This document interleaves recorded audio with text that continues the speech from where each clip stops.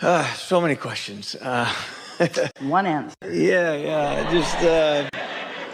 I have so many big questions, little questions. Just how did we get here? Where do you go when you're not talking to us? Do we get to go to other places? There's never a time that we're not talking to you. Do we get to go be other beings on different planets, or just humans on Earth, or? This is the leading edge. This is the leading edge of everything that you're about and everything that we are about. Okay. Yeah. So, I do have tons and tons of questions, but what I really, really want to know, really, as you like to say, is so far in my 50 years here, at least this trip to Earth, I've yet to find, the one. There's your problem right there. Well, just so rare, a long-lasting so relationship. Rare. The one. Yeah. Okay, how about A1? Not one of the ones, but the one, that very rare, impossible to find, hardest thing I've ever done, one. How about A1? Oh, well. Okay, well, anyway. Now you say that. The words are only indicative of the vibration, but you got to admit, it feels big and it feels important. And so you have more challenge in it than you do positive expectation and more worry about it. In other words, what if I find the one that I think is the one and it isn't the one, and now I'm stuck with the one that isn't the one? Now what do I do with this one that isn't the one, who thinks that they're the one, wants to be the one, signed on to be the one, be mad as hell if it doesn't turn out to be the one? Or what if I walked past her and didn't notice her or something? Yeah. Yeah. What about that? The real question. the real question is. The real question is, do you believe that there is a vibrational reality that contains this person? Yes. And do you believe that your inner being knows what your path of least resistance is to the unfolding of that? My inner being does, yes. And do you believe that your inner being is deliberately keeping it from you? I would have to say no to that. Or do you believe that your inner being is giving you clue after clue after clue after clue that's just bouncing off of you because you're so worried? Worried that your inner being doesn't know? You're not worried that your inner being doesn't know. You're worried that you won't hear it right. Right. So what we're talking about here is you don't have confidence that you're able to hear clearly about this important thing. Right. So do you believe that you're able to hear clearly about other important things? Yes. Esther believes that she can hear clearly about rats chewing on wires. Now. So you do believe that you can hear clearly about some things. Yes. So start there. In order to bolster your expectation about your ability to be in the receiving mode, can you activate some of that now through conversation? In other words, in what ways do you know that you're tuned in, tapped in, turned on? How do you know? Do you receive impulses that turn out to be really good impulses? Yeah, I guess sometimes I just have had a challenge in deciphering, which is a.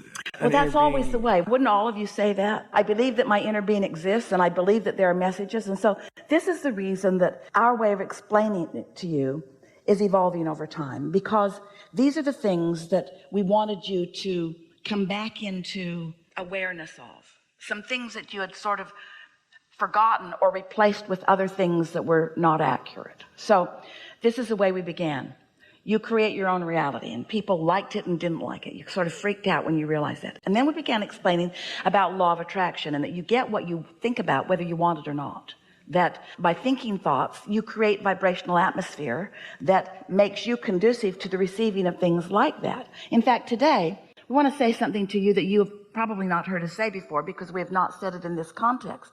When we talk about law of attraction, we're really talking about the power of influence. We're talking about if someone is really sure about something, so they have no split energy about it, they have more energy flowing through them, and it is more likely for you to pick up that from them because of the power with which they are broadcasting, because they're not splitting their energy. Does that make sense to you? And so as you are wanting to receive the power of influence from your inner being, then you can't be in vibrational contradiction to your inner being. And so we began talking to you about law of attraction. You get what you think about. And then we began saying to you that when you know what you don't want, you know what you do want. And this is all part of the deciphering process of you creating your own reality. Now we would like to say in a very clear way, all of your creative work happened and happens in step one experiences. It's in that exploring a variety that you create your own reality. I know I don't want this, I want this. So step one is where the majority of the creation happens with you. Think about that. It's done. You've already done it. Step two is, here's this vibrational reality where your inner being is. Trust us, it's real. It says vibrational reality where your inner being is. So when you ask, it is given vibrationally. But step three is you got to get in the receiving mode. Well, that's what we are really talking about these days with as much emphasis as we can find. You've already done the creating. Now your emphasis is upon preparing yourself vibrationally so that you are receptive to the ideas. So we've offered endless processes about how to do that. Try to think better feeling thoughts and make lists of positive aspects and do rampages of appreciation and look for reasons to feel good and find the best feeling thought that you can find in any moment and move up the emotional scale. And if you feel despair, then reach for revenge. And if you feel revenge, then reach for anger. And if you feel anger, then reach for frustration. If you feel frustration, then reach for hope. In other words, there have been so many things that we've talked about over time to help you prepare yourself deliberately. And these days, what we're saying to you is quiet your mind is the best preparation that you can offer, because when you quiet your mind, you stop thought. And when you stop thought, you stop resistance. And when you've stopped resistance, you're in the receiving mode. So if you can just manage to sit for 15 or 20 minutes every morning and focus upon something that is not interesting at all, like the flickering of a flame or the dripping of a faucet, or Esther listens to the air conditioner. That's why it matters so much to her. She just loves the sound of the air conditioner because it's boring, because she doesn't feel comparative about it. Oh, that's the best air conditioner I've ever heard. She doesn't think any of those thoughts. So she's able to quiet her mind easily. Today, in her room, when she sat to meditate, can you hear the sound? Well, it sounds sort of like that, but it was more like the sound of the building. She wasn't sure if it was water running through pipes. She didn't know what it was. She just tried to isolate it. That's a good word. Isolate a particular frequency in whatever she thought she was hearing. And since she had no idea what it was nice to focus on. And then the phone rang in the room next door, but she was isolated around that, so she barely noticed it. And the television was on in the room next to her, but she thought, this is really good because I'm focusing around the sound of that television, and I'm focused upon the sound of the building. And then she heard a little bit of traffic just for a moment, but she focused around. She isolated the sound that she wanted to focus upon, and she thought, ooh, this is way good, because in most of the places where Esther lives, there's no sound except the sound that she introduces in. But she thought, this is really good, because this is more like a real life experience where I have to focus myself deliberately. So she focused upon that sound. And when you manage to isolate a sound and focus on it for just a little while, your mind becomes a blank slate. All thought ceases. When there's no thought, there's no resistant thought. And when there's no resistant thought, she's now in that neutral place where, oh, and here's what happens. Her inner being is the only thought that's thinking. And since that's the only thought that's thinking, her vibration just rose to the vibrational level of that thought. Ah, instant bliss once she got there, you see. So that's that receiving mode. So we told you about law of attraction. We told you you're the creator of your own reality. We encouraged you to try to think the best feeling thought that you could think. And now we're talking to you about, here's this vibrational reality that is ready for you to receive. And you are most likely the only component in this equation who isn't cooperating, because you think there's only one and hard to find. But your inner being knows otherwise. But now you've quieted your mind, so you're not thinking that right now. That thought is not part of the hindering equation. You're not thinking that thought. You're focused on nothing. So you're not competing with what your inner being knows about that. And so all your resistance on your path right now is not there. And in that situation, you're going to not only feel good, but likely, especially if you've done it for a few mornings, you're going to get an impulse, a good feeling impulse to do something, to go somewhere, to be somewhere. And if you have the willingness to follow that, what might feel to you like an illogical impulse because it came from your inner being and it wasn't on your things to do today list, but you follow it anyway, and then you have the wonderful experience of the payoff being obvious to you. Esther was so glad those rats had chewed that wire. It was so satisfying to her to receive an impulse. She thought she was looking for a leaf or a piece of a banana tree or a piece of plastic that had broken off in there. In other words, she didn't know she was leading that man right to the solution that he had not been able to find. And so when the payoff came, she was so happy, and he looked at her like, hey lady, it's just a wire. And Esther didn't try to explain, oh, there's so much more to this story. There's so much more going on here. So feel how your understanding of your relationship with this vibrational reality is evolving.